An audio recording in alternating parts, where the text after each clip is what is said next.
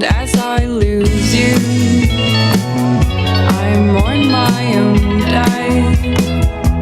These 7 stages, they're lasting ages.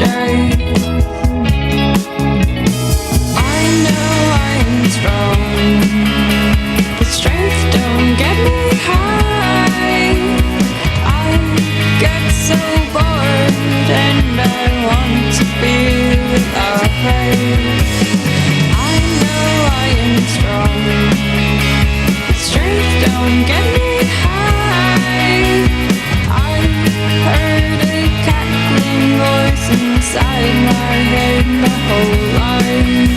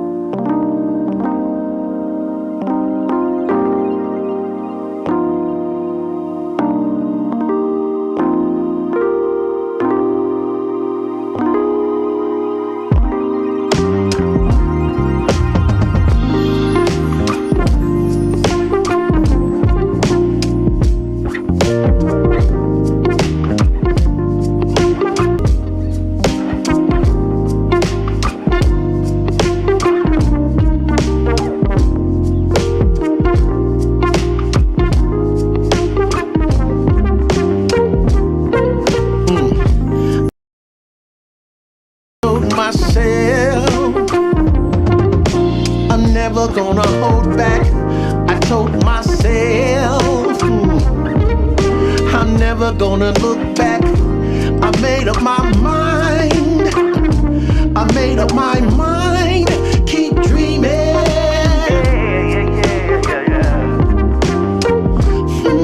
Keep dreaming. Keep dreaming.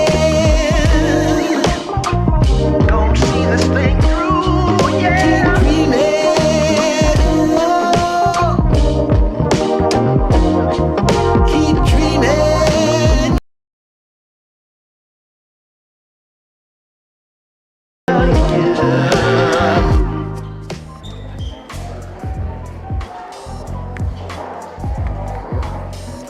Good morning. Good morning. Happy Easter, Happy everybody. Easter. If you're a traditionalist like I grew up, he is risen, all. Happy sunrise. S-O-N. Rise. I'm Kylie. And This I'm is my Megan. friend Megan. I pulled my mic a little bit. And whether you're here in person or here, we are so happy. I feel like you're to talking be spending our quietly. Easter with you. I know my son was just screaming in the background, so I feel like there's an awareness of that. But today marks 1 year Yes, of not this one calendar. countdown. Because Right. Easter was later last year. But Correct.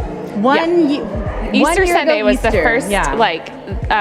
countdown. I was with my friend Leslie, and then Megan joined me shortly after that. Yep. So we're just talking about this it's been a year of pre-service trivia all. Thank you for making it wonderful and so much fun. I'm fully committed to the idea that you and I could host a morning show. And if ever we want to do that, we have plenty of footage to submit as an application. So I think, a year's worth. I think you better than I. But in honor of the 1 year trivia countdown or count up or whatever it is when it's been a year anniversary, Is this for we're me? going to go back. Yeah, we can just take turns reading it, I assume. If you remember last year, the trivia theme was Easter egg hunt, and the answer to each question had a letter O in the very middle of it, which is like a hidden clue to find your answer. So even if the question's hard, you know, I can whittle it down to the ones that have O's in it. Yes. So you're going to recognize some of these questions. Yeah, if you maybe. have an excellent memory, you might have a leg up. Some are new, some are old. But we'll just jump right in. So just remember when answering these that there's an O in the dead center of the word. So another clue is that there are odd number of letters. Okay, so let's do Sunday school answers first. Round one, right. Sunday school answers. Just insert from the chat. Brienne says she stands us. Do you know what that means? You understand us? When you stand someone, you like love them. I don't know exactly where it comes from, but that's what it means. Oh, I stand you too. No, not stand. Stan. S-T-A-N. I stand you also. Okay. Question All right. number one. This is for the kids. Parents, plug your ears. The very first rainbow appeared to Noah as a promise of God right after a big giant what? Any kids out there? Even if you're kids young at heart. or old. Young or old. I haven't even joined the chat yet. Look at me. So far it's just Brienne and I chilling. Oh, chilling like ice cream. Brian, if you want to, oh, hi. Oh, Flood. Got it. George got it. Hello. George, we're so happy to have you back. It's so fun that you're here every week. I love it. Okay. Do you want to sure. here. No, I can do that. Are we Okay. doing all Sunday school or are we going to flip categories? Let's flip categories. All right, this is from the Jump around. random category. Oh, this is the one I want to do for sure. U.S. manufacturers use 3.5 million pounds of whole milk a day to produce this, much of which is formed into bunny shapes and unwrapped in March or April. I had some this morning. And you haven't in a while. Yeah. I had some last night and the day before that. I love Easter stuff. Not going to say that. Oh my gosh. Yeah. So, U.S. manufacturers use 3.5 million pounds of whole milk a day to produce this, much of which is formed into bunny shapes and unwrapped in March or April. Chocolate. Yes, Brienne, it is chocolate. Yes. I also love that she says, I'm not a parent. She didn't have to Yeah, plug she her doesn't ears. have to plug her ears. She's not a parent. Yeah, Fair. she That's can. fair. It's true. Okay, we're going back to Sunday school answers. Question number 2. This Old Testament character clung to his faith even after losing everything. It's quite a compliment to be told you share his same level of patience. Oh, I know what it is. I haven't looked, I promise. No, and she I know what hasn't. it is. This Old Testament character clung to his faith after losing everything, and it's quite a compliment to be told that you share his level of patience. Yeah. I think George has got this one. She got it! Job! Yep. Well done, J.O.B. Job. Job. Green Not got it. J.O.B. Job, but J.O.B. Job. I'm sure that was confusing even Yeah. back then with right. all of the English they spoke. I'm going to do this one because I'm a science teacher. So, random, the part of the cell cycle in biology when replicated chromosomes are separated into 2 new nuclei is known as what? I like this one. Yeah. You got this was one from last year, That which I is why I got. brought it back. And Megan was standing in the back of the empty room yelling this word because she knew it. I was very impressed by that. Well, you know, I do have a biology degree. I hope I know what it is. Also, I taught this to my students this year, so. It is really interesting already, the level of science knowledge that Lennon has. Oh that yeah, I'm, just like, from going. completely It is unaware. mitosis, Brienne. You are Brienne. 100% correct. Mitosis is the word. That Did I is make that when- word up? No. And Nope. look at that O right in the middle. It doesn't look real. Meiosis looks even less real, to be completely honest. Okay. All right. Sunday school answer. And I haven't seen it, I promise. No, she hasn't. Okay. Ephesians 6 advises Jesus' followers to put on the armor of God, Ooh. consisting of things like the belt of truth, the shoes of the gospel, and the breastplate of blank. Truth. No, that doesn't have no in the middle. That makes me so happy. happy because you're always right. So when you're not, it just brings such joy to me. I don't know why. Ephesians it has 6 an O in advises the middle. Jesus' followers to put on the armor of God, consisting of things like the belt of truth. That's the one you're looking for. Okay. The shoes of the gospel and the breastplate of what? Honor. Wow, it's a long word. Oh, it's a long word. Oh, George said righteousm. Is that what it is? Got it, George. Yeah. Hot dang. Nice. Well done. Nice. Okay, do you want to do another Oh random? yeah. Oh, this is another candy themed one. In 2009, M&M's released which limited edition flavor consisting of only green, brown, and white M&M's in each bag? Did you ever try any of these? No. I actually liked them. Oh yeah. Oh, Brienne got righteousness also. Good job, Brienne. I think she taught Bible for a while. Also, At the school she she's teaches rather at. smart. She's so. rather smart. Oh, the truth. That makes me so happy. You have no idea how much you made my day. I just like said it really loud too. 5 minutes, everyone. I guess if it was spelled Trooth, it would. No, it has to have an O in the middle, George, not caramel. Green, white, and brown. What's a plant that's green, white, and brown that people put in chocolate all the time? And if you're in Hawaii, it might fall on your head. That's a lot of hints, people. If you don't get it now, it's on you, not on us. Oh, my comments are caramel. Caramel M&Ms are awesome. But That's true. They're in all the colors. They're not just certain colors. But I am with Also, George. it doesn't have an O in the middle. Oh, yeah. Remember, George? We're looking for that Easter egg right in the middle. He's new to this. George is newer to this, so it's fine. We forgive. Okay. All right. Not gonna get it. I'm really shocked by this one. Gary, do you know this one? Okay. I'm going to read it again.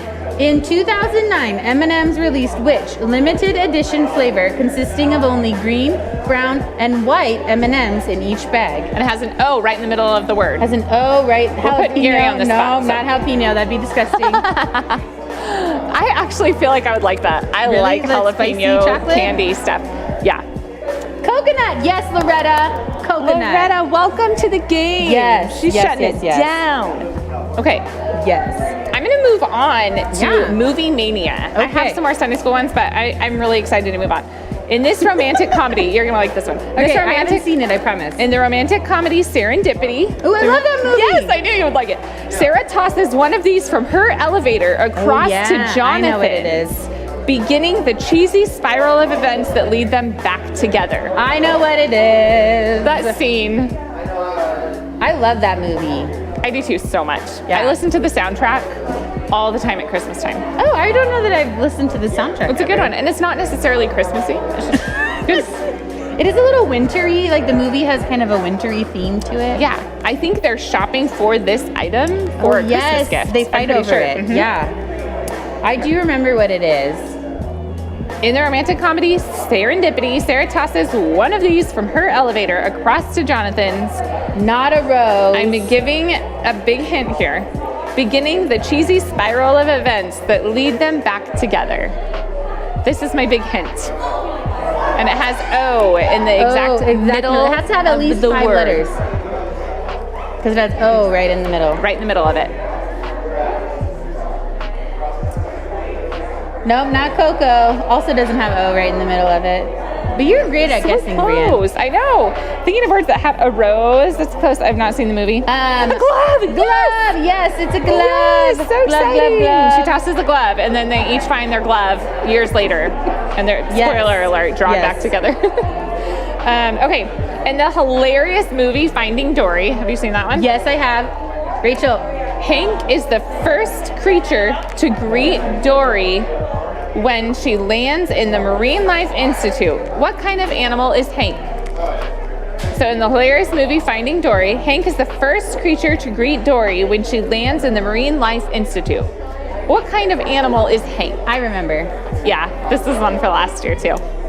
East Lake Tri-Cities. I'm going to assume that's Brent, but who knows? Oh, octopus! Yes, you got Octopus. it. And we would have counted Septipus too because he is missing one limb. Ah, yes. But that- Septipus doesn't It doesn't have O in the oh, exact it's middle. Melissa. Oh, good job, Melissa. Melissa, I really like her, and her dress is so pretty today. Okay. Oh, it's my turn. It's your turn. I went Okay. twice in a row. Animal Kingdom. Here we go. With an unsurprisingly slow digestive system, this animal only poops once a week, and it's referred to as a poo dance. That is the opposite of Clive. Only pooping once a week. Does he poop all the time? All the time. This is so much information. He might be unhappy about me sharing all of that. He won't care now. He just got a toilet truck from someone this morning, so it works Running out. around with a little like Hot Wheels toilet. The truck bed is a toilet seat. Yes, it is a sloth, everyone. Yes, and we good have job. 1 minute. Okay, I have, let's see. Do we want to do movie or Animal Kingdom? What Let's do you do guys- Animal Kingdom. Animal Kingdom. Let's do one of those guys. Okay. Here we go. I can cry, but I cannot sweat. I can swim fast. Oh, wait, I can swim. Did I There's typo a it? typo. I can swim fast and see well at night. I have large teeth, but I don't chew my food. What am I? I'm going to say that again because I flubbed it up a little. I can cry, but I cannot sweat. I can swim fast and see well at night. I have large teeth, but I don't chew my food. What am I? This is a long word. I'm going to give a hint. is a long It's kind of word. a long animal word. And it's not hippopotamus. So that is another long one. Does hippopotamus have O in the middle? Maybe. No, I don't know. No? There's just a lot of O's. Okay, 5, Hippopotamus. 4, 3, You gotta give him time to like 2. listen. Well, we have to wrap it up. It's not hippopotamus. We have to do wrap it up. It's crocodile, you guys. That is they the cut end us off of our- already. yes. But Okay. bye everyone. Lauren is gonna Lauren sing a is gonna song. be The singing band's a gonna song. sing a song, and then Easter Thank you service. for being Thank you here. for joining us. Bye.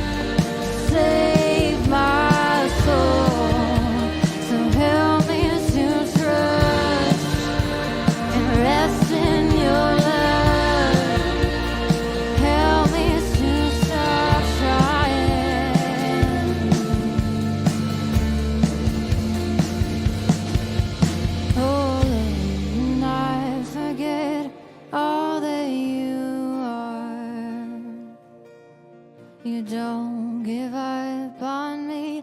Hallelujah. Hallelujah.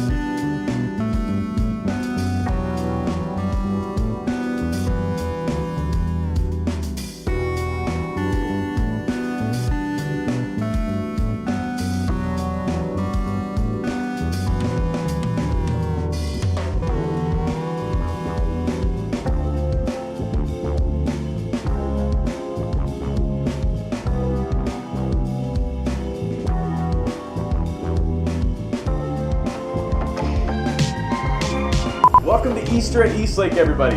My name's Philip. Thanks for checking out this evolving but very unique way of doing church. We really appreciate you making church a part of your weekend, whether it's online or in one of our hard plastic chairs in the auditorium. Now, it looks like I've got a special note to share, given this special time we're in. Here's what it says. We do ask that if you are watching this in person, that you keep your mask on at all times while in the theater. Nobody here loves mask wearing, we get it. But one, it's required by our local governance during this phase of recovery. Two, it's a simple gesture of common courtesy towards those who may not have the same level of personal safety as you. And last but not least, three, halitosis.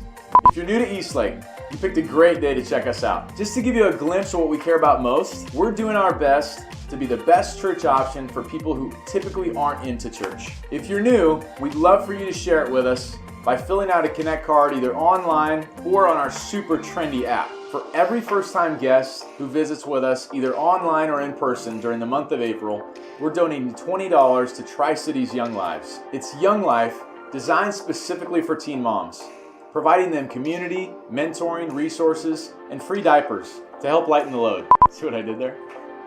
Let us know you're here so we know how many zeros to put on the end of that check. All right, so since it's Easter Sunday, it's starting to get nicer outside, more people are starting to get vaccinated, we would figure we'd take this opportunity to share with you that we're going to be gradually reopening our community marketplace, a hub of opportunities to connect with other people in community, hosted by people just like you. If you're looking to start or sign up for a group that hikes Badger, plays D&D, cheers for the Zags, serves at a local nonprofit, reads a book together, or studies a book of the Bible together, we've got just the place. The community marketplace allows you to get the word out and can be found on the events page of our website.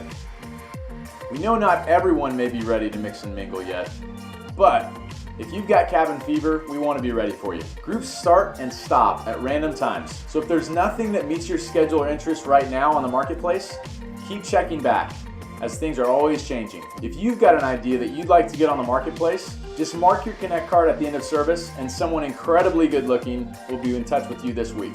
Thanks for coming to Easter at Eastlake. But before we start, here's the best thing we saw on the internet this week.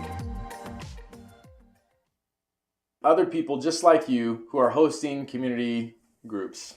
Yeah, other people in community hosted by people just like you. Does that sentence make sense? To connect with other people in community who are, they're hosting. I remember I would fall out of a bunk bed. I slept in a bunk bed. I was on the top bunk, and I would get over a railing and just fall 6 feet to the ground and just land. I mean, you don't catch yourself. It's just whatever hits first. All your body weight just lands on your head. I got a full-blown concussion. I'm crying. My parents are like, just go back to a deep sleep for 7 hours. I I've had 3 concussions in my life, and none of them because of sports. Just living life, man, you know? Stuff happens to your head. What are you gonna do? One was in high school. I got pushed into a wall head first, and it took them 3 class periods to figure out I had a concussion. That's how much I was bringing to the table.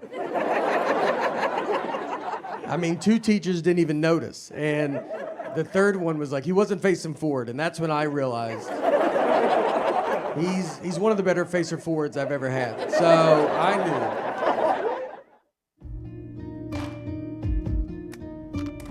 Don't be late and don't be late to me. Don't be late to me, love.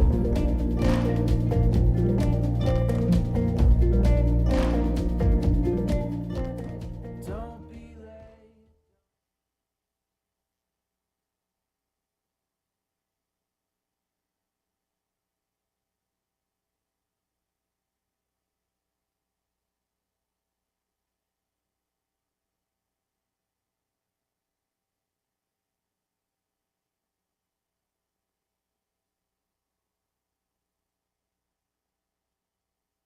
Starts cracking a little bit. There was a game last night, and I was watching it, and it turned out pretty well. So I was screaming and waking up my neighborhood, and but it's fun because Easter is always a time, there's a lot of tradition surrounding Easter. We get dressed up. You guys look fantastic. Your kids look well-dressed.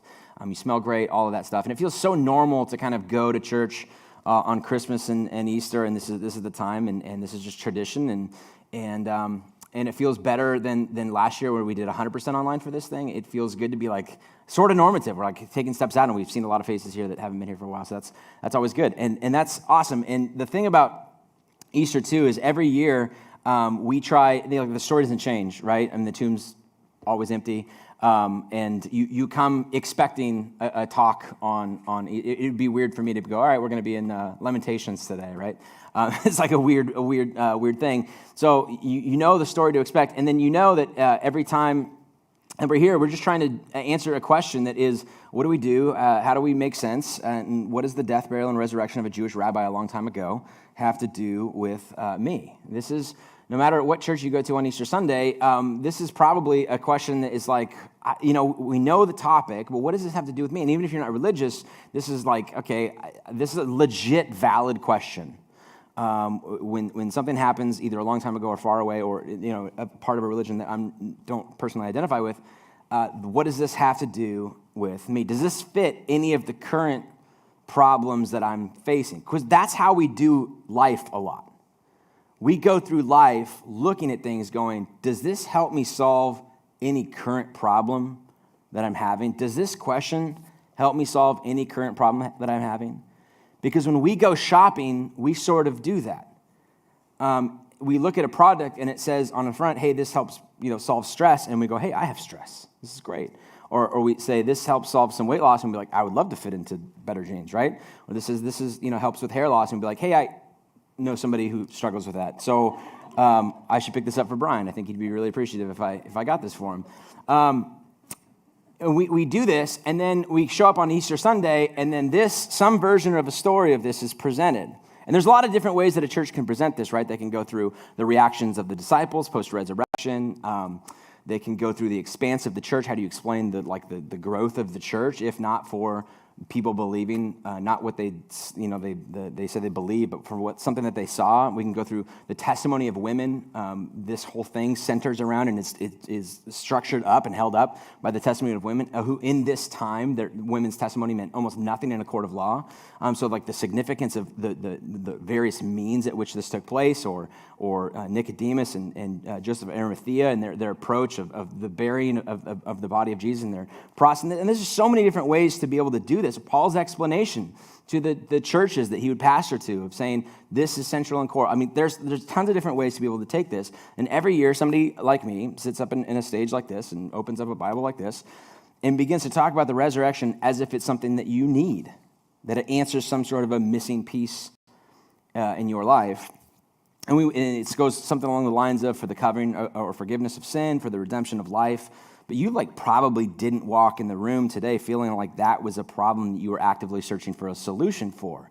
So then what happens is typically it becomes upon me to act like a marketing department to create a scenario where you need this and you don't even know what you need. Let me tell you what you need.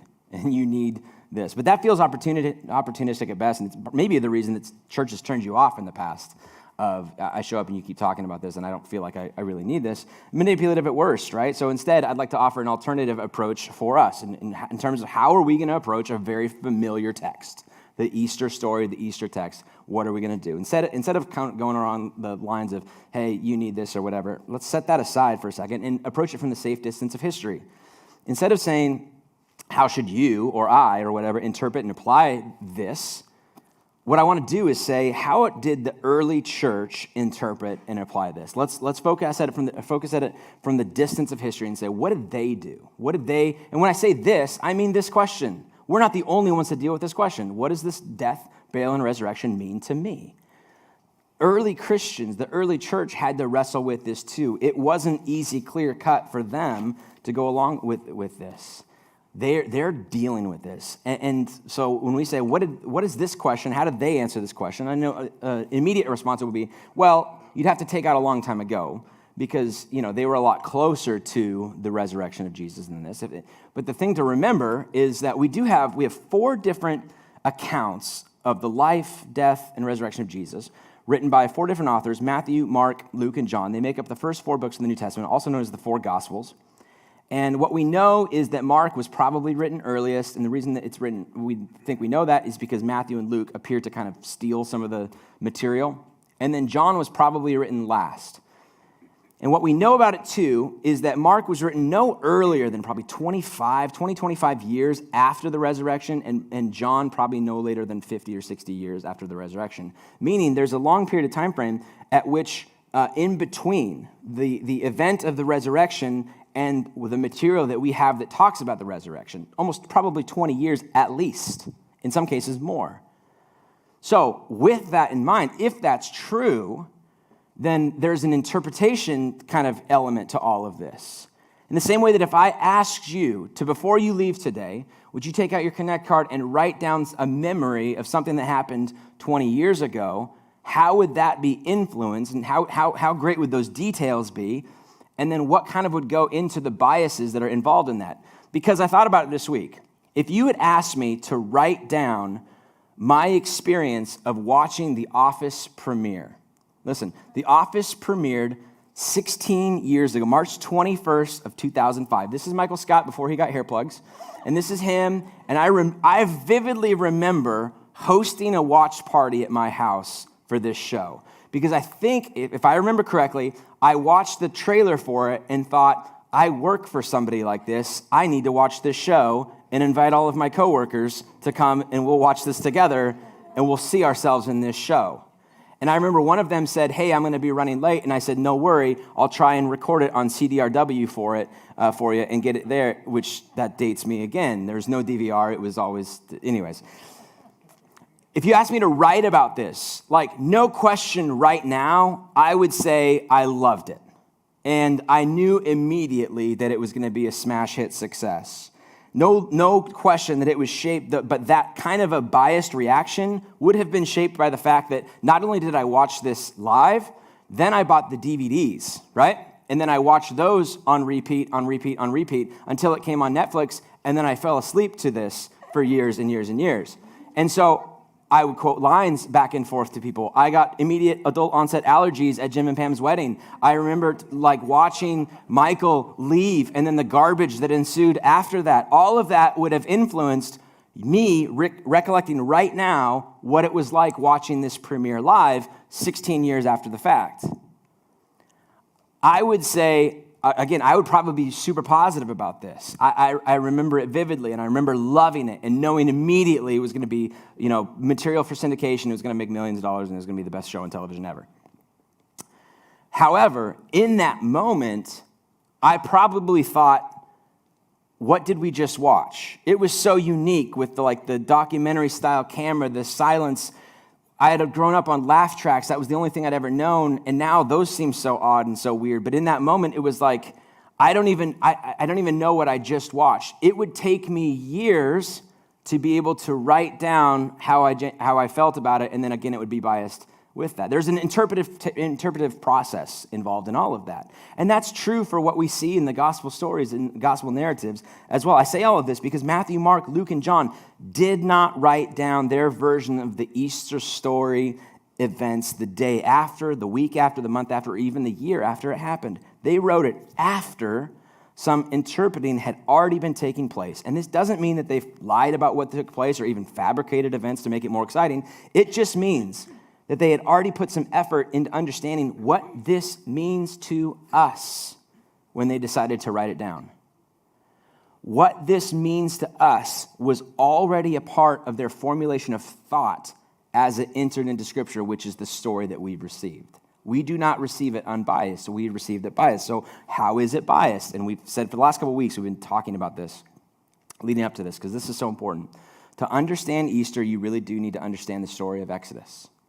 That there is something about the early church and these early gospel writers that when they saw this event, they are pulling from their own tradition of their story of the Exodus event. The Exodus story for them was the Jewish narrative. It's the second book of the Old Testament. It is the tradition of where we came from and who we are and what it means to be Israel and what it means to be chosen by God and how we're supposed to live our life and the reason that we do tabernacle or temple the way that we do it and the sacrificial systems that we do and there's traditions that we kind of evolve in. And so when you see in the New Testament these traditions of these people groups going into this like Feast of Tabernacles or going out and like setting up tents.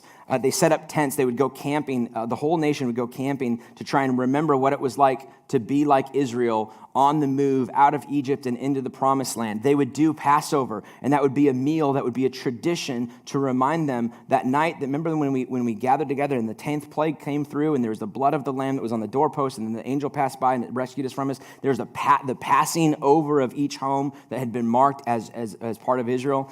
We remember these things. This was tradition. And what is tradition in the end but a community's way of telling its story over time? And we do traditions too, to tell our story the way over time. This is what, when we celebrate, we do fireworks for 4th of July. It's a tradition that's trying to remind us of the celebration of the time when we, expanded and separated ourselves away from England. These are all kinds of traditions. And so for them, their traditions surrounding Exodus would always centralize around a couple of things. Here's what we know. We know that, one, we were slaves in need of rescue. We were slaves for 400 years in an oppressive Egyptian system, and we could not help ourselves. Number two, after a long period of silence, 400 years, God showed up in an unlikely way. And third, we were given a promise and the hope of a better future. We were given a promise of a hope and a better future. A land flowing with milk and honey, a land that would be truly ours where we would do this. Now, under normal circumstances, on a weekend like this, we would have our own traditions. There would be an egg hunt in the lobby or in the kids' rooms for everybody or whatever, or maybe in the parking lot and just spice things up a little bit. That'd be fun. We used to do taco trucks for Easter. That's been a long-standing tradition for us. I'm sorry to disappoint you. We do not have a taco truck today, but next year we will. We would do communion. A lot of times we do communion. I would say at a time in this service, I would say, all right, we're going to have a few people. They're going to go to the back. They're going to grab some bread and some juice, and you're going to come up to the front. The band's going to play a song. You're going to dip the bread, all this kind of stuff. And remember when we used to dip bread in a communal juice cup? That was crazy, huh? Wow. Crazy. Wild living, everybody. Wild.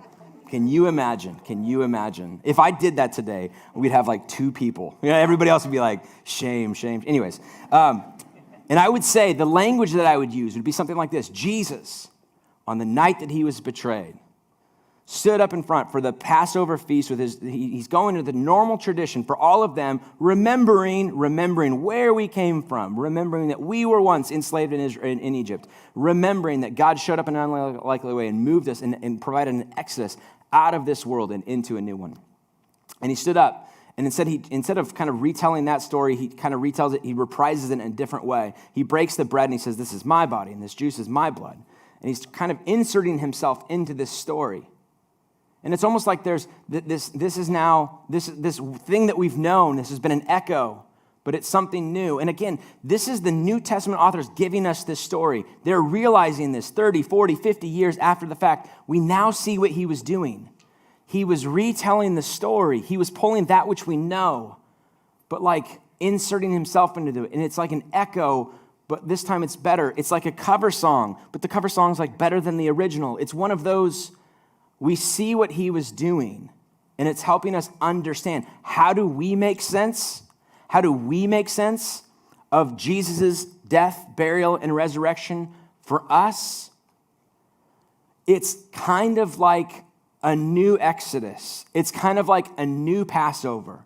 When Passover was rescue from slavery and deliverance into something new, we begin to think of Jesus' death in that way. How did they interpret it? They saw it as a new version of this, a new way. And it's not just the gospel writers. Paul, in his letter to the church in Corinth, says this in chapter 5, verse 7, "For Christ, our Passover lamb, has been sacrificed. Therefore, let us keep the festival, not with the old tradition, not with the old leavened bread, but this time with malice and wickedness, but with the unleavened bread of sincerity and with truth." What does this death, burial, and resurrection of a Jewish rabbi a long time ago have to do with us? Here's what we know. Here's what they would say. The three things that we know about our original Exodus: that we were slaves in need of rescue. This church reinterpreted, they're looking at the life of Jesus and the death of Jesus and going, what does this mean for us? There's some sort of a rescue process in place. That we were lost unto ourselves. That there was a breaking free from the powers of sin and death in our life. And there was an invitation into something different. Death, somehow it unlocked our freedom. And by the way, there's a lot of writings about what that means. You've got different atonement theories and all kinds of stuff. I don't want to get into the weeds and all of that, but I'm just saying that for some of them, they go in the same way that that the Passover kind of signified this rescuing. Jesus' death was a rescuing for us, perhaps from ourselves. It was an exhibition of true power. I said this a couple weeks ago, looking at the 10 plagues. These weren't just 10 random plagues. The 10 plagues in the Old Testament, in the Exodus story with Pharaoh and Egypt and all that. These were direct, counterproductive measures against the gods of the Egyptian sort of religious system. You have a god of locusts. You have a god of the Nile River. You have a god of the sun. Let's blot out the sun. Let's make the river red. Let's show you an exhibition of true power. You think this is powerful. You are dealing with something far greater. When they're going, we saw him die, and then we saw him conquer death. What that means for us is that there's a liberation of true power. We don't know, we can't define it exactly, but what we know is we experienced true power in that moment like we've never experienced before. And then, here's what else we know. Number 2, we know that after long periods of silence, God showed up in unlikely ways. And this time, they're saying, as we reflect upon the life of Jesus, we realize, yeah, he did some pretty miraculous things that were pretty go tell people, this. You'd think this would make news. But when he did it, instead of broadcasting it for the entire Egyptian world to be able to see and perhaps sway them to be able to let them go, he did it, he healed somebody, and then he would tell this person, don't go and tell anybody. Let's keep this between us. There were miracles that took place, but he kind of subdued them or subverted them a little bit.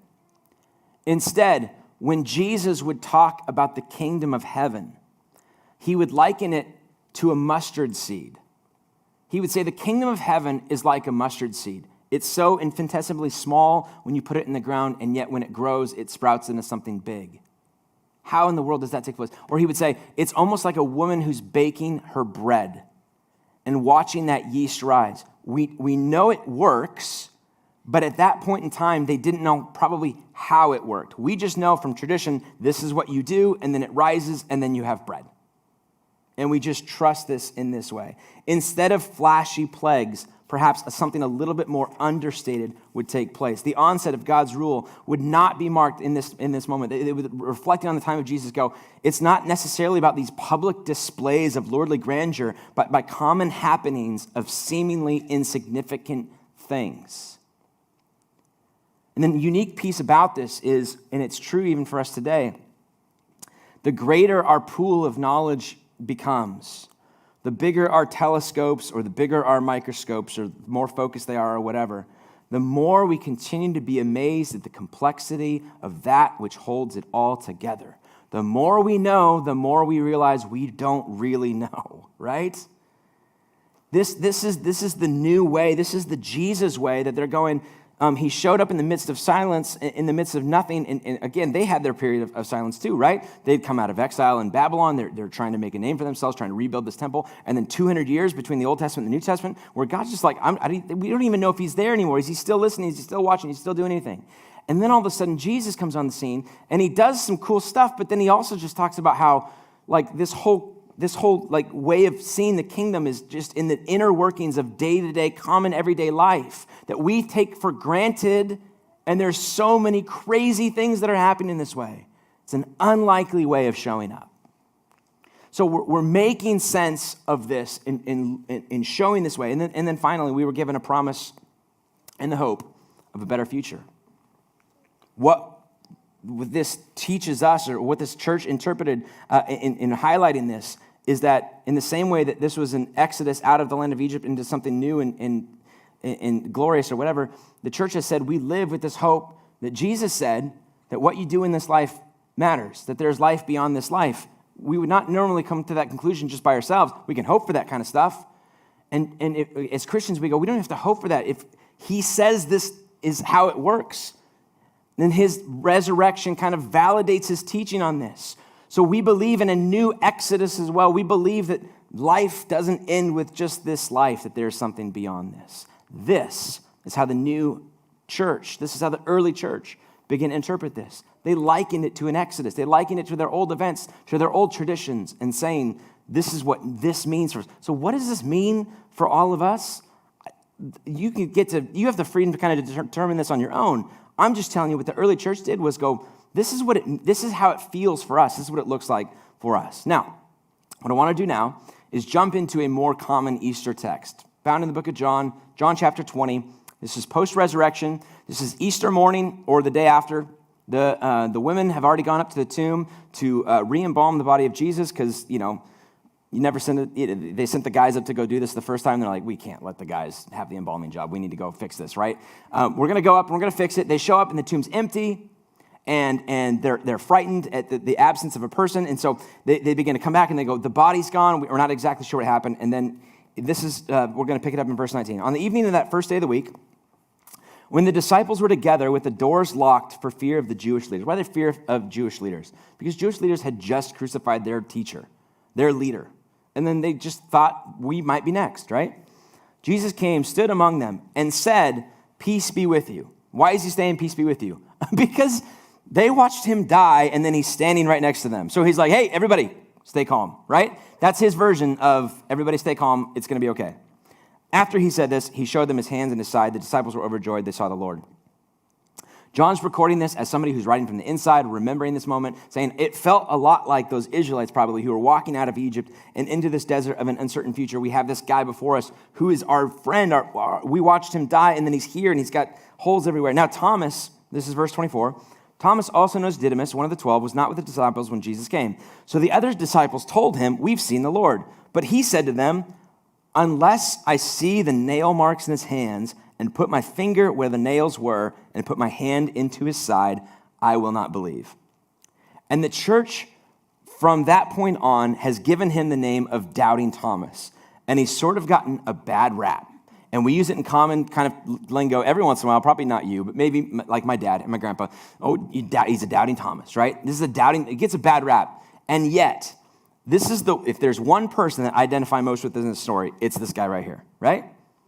And perhaps you too. Like, I'm not going to go off the word of somebody else. Everybody I've ever known who's died has stayed dead. And so I'm just going to continue to believe that until something different shows up. That's what Thomas says here. I can't believe this story. I'm sorry. I really liked him too, but I refuse to kind of fall into this trap. Verse 26. A week later, his disciples were in the house again, and Thomas was with them. Though the doors were locked, and I don't know how this all works, and this is kind of, you got to figure that out for yourself. Jesus came and stood among them and said, peace be with you again. Again, everybody stay calm, right? Same thing. Then he said to Thomas, put your finger here and see my hands. Reach out your hand and put it into my side. Stop doubting and believe. Thomas said to him, my Lord and my God. In that moment, Thomas is like, I have no other options but to be like, my Lord, my kurios, in my hierarchy of influence, you're at the top, my Lord and my God. Then Jesus told him, Because you've seen me, you've believed. And blessed are those who have not seen and yet have believed. Now, John knows he has an audience who is reading this. He knows his audience is reading this probably 50, 60, 70 years after the fact. That Jesus has been gone a long time. That the odds of them seeing Jesus resurrected, him showing back up and saying the same thing, everybody stay calm, is not probably going to happen. So John includes this for them, and in doing so, for us, because we find ourselves in the exact same boat. We will probably never see with our visible eyes the resurrected Jesus. And yet, instead of being like, we're so unlucky to be here, he flips the script on this and says, oh, the luck. This is this happy or blessed, lucky, Makarios, the same word that Matthew uses in chapter 5 of his kind of story in the Sermon on the Mount when he goes through the Beatitudes. Blessed are the meek, blessed are those who hunger and thirst after righteousness, blessed are those who are poor in spirit. Oh, the happiness and oh, the joy, oh, the luck of those who find themselves in this position. Again, like the irony of this thing. Happy in the luck of those who have not seen and yet have believed. Creating a category for people like us who have the opportunity to believe in an Easter story without having seen the physical body of Jesus, who shows up in a room and says, careful, it's okay, I'm fine. It's not that great of a feat, Thomas, that you actually believe this. I'm standing right in front of you. Lucky are the people, blessed are the people, oh, the joy of the people who in perpetuity will sit in a room every Easter and hear a story and given the option to believe or to not believe. And lucky are those who may choose to side with this, to respond in the same way and say, my Lord, my God, and live this out and begin to interpret, if that's true, then his death and his burial and resurrection validates everything he taught in the Gospels. Therefore, I would do well to organize and prioritize my life around the teachings of Jesus and learn what it means to live and to walk in the way that he prescribed, the way that he did it. And he's saying, listen, it's not that hard for you because you saw it. Let me illustrate it in this way. I thought about bringing a painting up here, but I don't even own a painting, so it wouldn't work. But if I brought a painting up here, and it was like a really good painting, and you're like, that's a really good painting. And I'd be like, I painted this. And you'd be like, wow, so impressive. And you begin to ask me questions. What medium did you use? Well, I used watercolors because I like watercolors, right? And then I begin to kind of describe all of this. And you say, where did you get your training from? Where did you get your technique? Was this a commission piece? Or where are you going to hang it? All of these questions. I had all of these answers. And then at one point towards the end, I let it slip. All I did was I wherever the number 2 appeared, I put blue there. And wherever a number 4 appeared, that's where the yellow went, right? Your impression of my skill for painting would fall off a cliff in that moment, and rightly so. It should. It's not all that interesting. Oh, you can't see the lines or the numbers because I've painted over them, but they were once there guiding me into this. It's not that hard to do what you did. How impressed more are we when it's like an artist, a true artist, takes a blank canvas with no lines and no numbers and is able to put their art onto that. That's impressive. This is Jesus saying, Thomas, you've connected the dots. You've done this. You're going to believe, but I've had to spell it out for you. Lucky are the people who don't have any of that and are able to kind of pull ahead with this anyways and sit in a service like today or like last year or week in and week out at a service and realize and open up Scripture and hear the teachings of Jesus and walk away going, my Lord and my God. My Lord, my God. I may never see it. I may never have all of the tangible proof, but there's something about it that compels me. I realize in my own way, I've kind of like been in a spot where I've lived like almost as a slave to myself. Like I've needed help that's beyond myself. I've tried to get my own help, or I've tried to be my own solution to my own problems, and it just keeps not working out for me. And so I need a Savior. I need something beyond this. I realize left to myself, I'm going to be like a self-destruction, right? I need something different. I've lived, and you keep showing up. God, you keep showing up in such unlikely ways. After long periods of silence, like you never really like let go of me. Like you keep chasing after me. There keeps being something that draws me in. And I realize that it's not in this big, as much as I want the big flashy things, it's in the minutia of the sustaining of life. It's in the relationships that I have. It's in the way that I look at my kids and I realize like that connection, the love between the spouse and whatever. There's like, God, you keep showing up in the common things of life, in the everyday of life. And I live and I hear stories of death and it makes me long for something that this is not the end. I miss somebody. There's a disconnect that death causes that makes me feel like that can't be it. That there has to be more, that there needs to be more. I want there so badly to be more. I want that the reality that what I do in this life counts for something. Not that I'm earning your grace, that's not it at all. But like that this is not an accident, that this is purposeful in this way. And when we look at those things and when we reinterpret this, maybe that causes us to answer that question. What does the life, death, and burial and resurrection of a Jewish rabbi thousands of years ago or a long time ago mean for us? It means a renewal of all of those things. It means a new Passover, a new Exodus for us. In the same way that it meant for the early church, we're making sense of that for us in these three ways, leading us, hopefully, to a spot where in the intimacy of our own minds or in our own hearts or in the drive home or whatever, we would say, my Lord and my God. And my time would be then best spent discerning what it means like or what it looks like to live out the teachings and the way of Jesus and to be a part of a community like this or wherever you come from, some church somewhere, where these things are brought up each week, that new ways, new facets are looked at to be like, what would it look like for you to do this week? How do we do this? And why is this important? Because his resurrection validates this as the best way to do life, that God made himself known. He loved the world so much. He loved it so much that he sent his son to die for us. And what does all that mean? I mean, you can get lost in all that. I get it. There's a freeing of it. There's an invitation into new life, a new exodus into something true and better.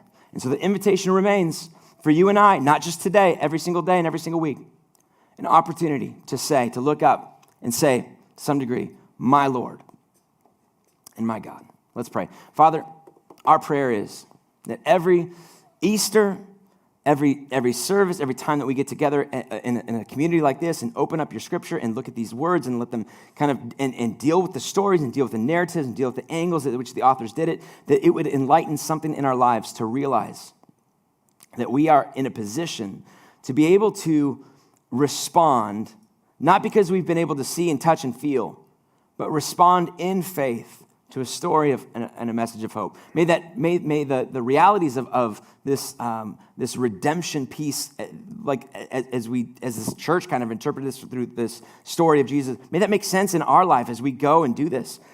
And may all of the ways that we see you continuing to work, you operating out of the silence and in unique ways, inspire us to live our lives in a way that says, my Lord and may God. And may we corporately remain a community where that is so central and core to why we continue to get together and discuss this and challenge each other to live this out. Give us the wisdom to know what this looks like in our life and the courage to act on it. In your name, amen. All right, a couple of quick announcements and I'll get you on your way and out to your egg hunts or Easter brunch or wherever you're headed to next. But if you're watching this online, there's a Connect card piece. If you'll just scroll down, or in the app, you get out of that and be able to kind of let us know that you're here. If you're in the room today, there's a program you probably were handed. It looks like this inside of the program. We do prefer the app if you have a chance. It helps us not to be able to retype some of these things out, but a chance to let us know who's watching this. If you're a guest with us, we donate money to a different organization doing good things locally and globally. And for the month of April, it's Young Lives, an extension for teen moms of Young Life. And so let us know that you're here so you know how much to donate. There's a spot to be able to update us on life updates as well as prayer requests and all of those things. So that'd be important. As Philip said in the video, our community marketplace is now beginning to reopen slowly but surely. If you've got ideas to connect in community, we'd love to hear those. and throw some more options up there. And we recognize that everybody's kind of feeling this thing out in terms of what's safe and what's not safe. So we just want to be a resource, and that thing will be whatever you want it to be for us. We're just the facilitator of the platform of it, but we recognize people are dying to connect. We miss people. We're sitting here, we're going, this feels good. This feels good, right? Or maybe it feels scary. I don't know, but we're here, and as this reopens, we want to be a part of the process for it. So, and then finally, next week is a brand new series. If you're not really familiar with Eastlake, we teach in series here. So typically I'll talk on a topic for 3, 4, 5, 6 weeks at a time. And next week, our new series is called Pilgrimage, a series on destinations. Would love to have you back for this. It's going to be a great talk on what it means to be a pilgrim in today's era. So I've got a benediction for you. I'm going to invite you to stand, and then I'll read this for you and then get you on your way. We give thanks today for our brother Martin Luther King Jr. for the ways you spoke through him to expose the poverty of our wealth, the insecurity of our war making, and the contradiction of our racism. Give us grace to love you among the least today, O Lord, and to live the good news Martin preached in his life and his death. Amen. May that go with you this week, whatever it is you're facing. Hey, if we have never met, I'll be in the lobby. I would love to say hey behind a mask. I'll be putting on a mask. I would love to connect and say hi. Other than that, thank you so much for being a part of Easter at Eastlake. We truly do love seeing all of your faces, and we'll be back next week again with 2 services, one at 9 and one at 10 o'clock. Happy Easter, everybody. Great to see you.